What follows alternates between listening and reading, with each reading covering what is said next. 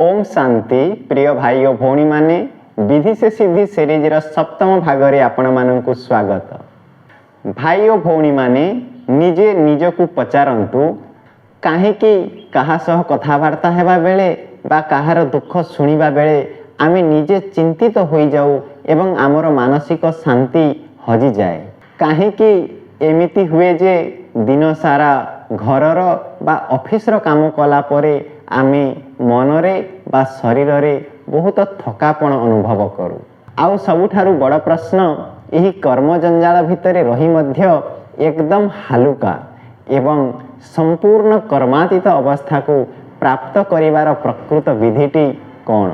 मु मध्य भाबुथिली कि एते काम भितरे मन को स्थिर केमिति रखी हेबो। आउ जेते बेले 26 जनवरी 1970 मसीहार अव्यक्तवाणी पढ़िली जहाँ यही विधि से सिद्धि पुस्तक रे संकलन करा जाइछि मते तो जीवन जीवार बड़ सूत्र मिलगला। तेणु भिडियोटी शेष पर्यंत निश्चय देखंतु सेही अव्यक्त महावाक्यर रहस्य को आपणक सह शेयर करुछि।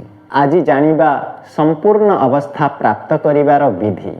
संपूर्ण अवस्था अर्थात यह एक एमिति आत्मिक स्थिति जहाँ कि कौनसी व्यक्ति कौनसी कार्य कौनसी परिस्थिति आमर शांति बा खुशी को हलै पारिबो नाही। आजिर विधि रे बाबा तीनोटी अवस्था विषय रे कहिसंती। न्यारी अवस्था, उपराम अवस्था एवं कर्मातीत अवस्था। आसंतु एही भिडियो रे आमे गोटी गोटी करी बुझिबा। प्रथम न्यारी अवस्था। बाबा कहउछंती एठी सबु बेले निजको जणे अतिथि बोली भाबिबाकु हेबो। अतिथि कौन? अतिथि अर्थात जी किछि दिन पई आसंती पुणी चली जाती। ठीक सही परी आमे आत्मा माने मध्य एही संसार रे सबुदिन पई आसी नाहु। यह आमर स्थायी घर नुहे। आमर घर हेउछि परम धाम। यह को गोटे उदाहरण सह बुझिबा। धरंतु आपण भुवनेश्वर रु राउरकेला कोनोसी काम रे किछि दिन पई गले सेठारे थिबा भितरे केबे भी कहिबे नाही जे एही होटेल टी मोर निजर घर। कारण आपण जानती यह अस्थायी। ठीक सही परी यही शरीर यही धन यही संपर्क सबु अस्थायी। जेते बेले आमे निजकु जणे अतिथि बोली भाबिबा सेते बेले चिंता कमी जीवो, मोह कमी जीवो एवं दुख मध्य कमी जीवो। तेणु दिन भितरे अति कम रे 3 थर निजको निजे मने पकई देबा मु आत्मा यही दुनिया रे अतिथि अटे, मोर घर परम धाम। द्वितीय उपराम अवस्था। बाबा कहउछंती देह आउ देही को अलगा अनुभव कर। मु यही शरीर नुहे, मु यही शरीर रे बसिथिबा जणे आत्मा, मोर घर परम धाम। मु वर्तमान समय रे ईश्वरीय कर्तव्य पाई पृथ्वी रे आसीछि। जेमिति जणे ड्राइवर गाड़ी चलाए किंतु गाड़ी अलगा ड्राइवर अलगा। गाड़ी खराब होई पारे किंतु ड्राइवर अलगा। ठीक सेमिति एही शरीर हेउछि गोटिए गाड़ी, आत्मा हेउछि इहार ड्राइवर।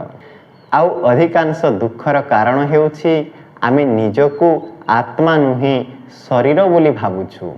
तेणु अमृत बेला रे अति कम रे 5 मिनिट यही अनुभव निश्चय करंतु मु एक ज्योतिर्बिंदु आत्मा भ्रुकुटी मझिरे अछि।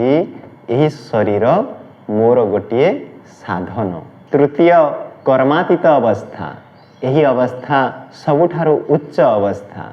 बाबा कहउछंती कर्म कर किंतु कर्मर बंधन रे बांधी हुओ नाही। भाई और भौणी माने आमे समस्ते काम करूछु, चाकरी करूछु, व्यवसाय करूछु, घर संभालुछु, किंतु प्रश्न उठुछि काम करिबा समय रे आमर मन केउठी अछि। जदि मु कली मो पई हेला मते सम्मान मिलिबा दरकार एही भाव अछि तेबे कर्म बंधन सृष्टि हेबो। जदि आमे भाबिबा बाबा मु निमित्त अटे करैबा वाला आपण तेबे कर्म हेबो किंतु बंधन हेबो नाही। जेमिति पोखरी रे पद्मपत्र निश्चय देखिथिबे। पद्मपत्रटी पानी भितरे थाए ता उपरे पानी बुंदा गुड़ाक मध्य पड़ी थाए जदि सही पत्रटी को हलई देबे पद्मपत्र उपरे पड़िथिबा पानी गुड़िक तुरंत खसी पड़िबो आउ पत्रटी टिकिए भी ओदा हेब नाही। बाबा कहउछंती कर्मातीत अवस्था ठीक सेमिति आमको संसारर सबु काम करिबाकू हेबो, पिला छुआ व्यवसाय सबु संभाळिबाकू हेबो, किंतु पद्मपत्र भली न्यारा रहिबाकू हेबो। काहा सहित कथावार्ता हेबा समय रे मध्य आम मन भितरे एमिति एक न्यारापण थिबो जे आमे शुणुथिबा कथार भल बा मंद प्रभाव आमर मन को दुखी करि पारिबो नाही। इहाकू देखि अन्य माने मध्य आश्चर्य हेबे एवं आम भितरे बाबांकर शांतिर भासना अनुभव करिवे। तेबे प्रिय भाई और भौणी माने आजि ठारू जेते बेले भी घरर बा कौनसी काम करिबा सेते बेले निजकु जणे अतिथि आउ पद्मपत्र भली न्यारा रखिबाकू चेष्टा करिबा। एही सहज विधि द्वारा ही आमे सही श्रेष्ठ कर्मातीत अवस्था को प्राप्त करि पारिबा। मु मध्य एही अभ्यास करूछि, मते बहुत हालुका अनुभव हेउछि। आपण माननकू आजिर एही आलोचना केमिति लागिला कमेंट बॉक्स रे ओम शांति लिखि निश्चय जणांतु। आउ एही विधि से सिद्धि सीरीज जदि आपनको भल लागुछि ताहले चैनल को सब्सक्राइब निश्चय करंतु, कारण आगकू मध्य बाबांकर ज्ञानर रहस्य को एकाठी मिसी बुझिबा। ओम शांति।